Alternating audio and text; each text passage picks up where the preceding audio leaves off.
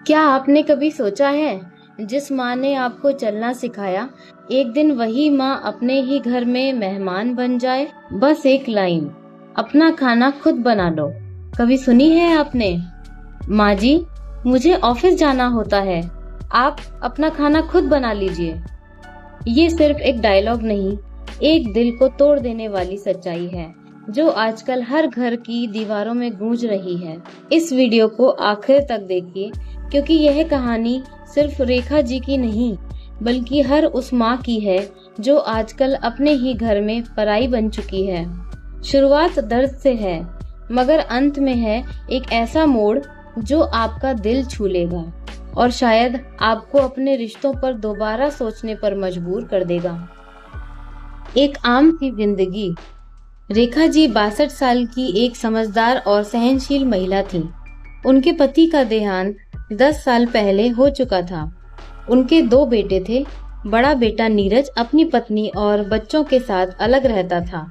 छोटा बेटा रोहन अपनी पत्नी कृति के साथ रेखा जी के साथ ही रहता था। रेखा जी ने अपना पूरा जीवन अपने परिवार के लिए समर्पित कर दिया था, लेकिन अब समय बदल चुका था। अब कलयुग का दौर था, जहां रिश्तों में प्यार कम और स्वार्थ ज्यादा हो गया था। बहू का बदलता व्यवहार। कृति एक पढ़ी लिखी मॉडर्न सोच वाली लड़की थी। शादी के शुरू में सब कुछ ठीक था, लेकिन धीरे धीरे उसका व्यवहार बदलने लगा। वह हर बात पर रेखा जी को ताने देती, छोटी छोटी बातों पर उन्हें रोकती टोकती। कृति रोहन से कहती, आपकी माँ हर चीज में दखल न देती हैं, मुझे घुटन होती है इस घर में। रोहन भी धीरे धीरे अपनी माँ से दूरी बनाने लगा। रेखा जी चुपचाप सहती रहीं। रेखा जी अब अपने ही घर में अकेली पड़ गई थी। बहू उन्हें तवज्जो नहीं देती थी, बेटा खामोश रहता था। एक दिन उन्होंने अपनी डायरी में लिखा, अब शायद मेरी जरूरत नहीं रही। एक वक्त था जब हर बात मुझसे पूछी जाती थी। अब तो मैं जैसे इस घर में हूँ या नहीं, किसी को फर्क नहीं पड़ता। अब रेखा जी खुद से अलग थलग हो गई थी। कृति ने रसोई का जिम्मा ले लिया था और रेखा जी को अपने कमरे तक सीमित कर दिया था। एक दिन कृति ने कह दिया, माँ जी, अगर आप चाहें तो अपना खाना खुद बना लिया करें, मुझे ऑफिस के काम भी करने होते हैं। रेखा जी चुप रही, मगर उनका दिल रो रहा था। एक दिन रेखा जी की तबीयत अचानक बहुत बिगड़ गई। उन्हें अस्पताल ले जाया गया। डॉक्टर ने कहा, ब्लड प्रेशर बहुत लो है, इन्हें ज्यादा मानसिक तनाव हुआ है।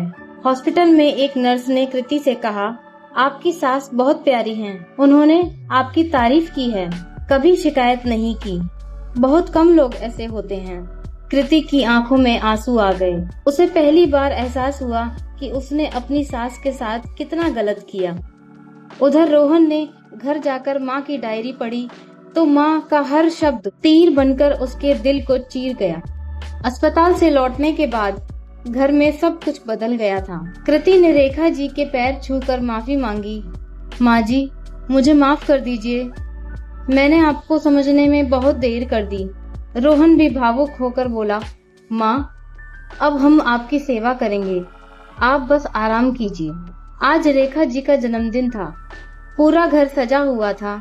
कृति ने अपने हाथों से रेखा जी के लिए खीर बनाई। नीरज भी बच्चों के साथ आया था। सबने मिलकर कहा, इस घर की रौनक माँ से है। अगर माँ ना हो तो ये घर सिर्फ ईंट पत्थर का ढांचा है। रेखा जी मुस्कुराई और बोली, कलयुग हो या सतयुग, माँ का प्यार कभी नहीं बदलता, बदलते हैं बस लोग। लेकिन अगर सच्चे दिल से माफी हो तो रिश्ते फिर से जी उठते हैं।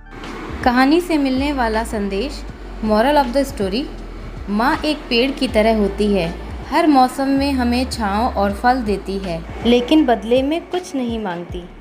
अगर बहू बेटी बनकर घर में आए तो घर स्वर्ग बन सकता है। कलयुग में भी अगर समय रहते हम अपने रिश्तों को समझें तो हर टूटता रिश्ता जुड़ सकता है। अगर ये कहानी आपके दिल को छू गई हो या आपने भी कुछ ऐसा अनुभव किया हो तो कमेंट जरूर करें, वीडियो को लाइक करें और शेयर करें, और हमारे चैनल मानस ज्योति कलयुग को सब्सक्राइब करना ना भूलें। धन्यवाद।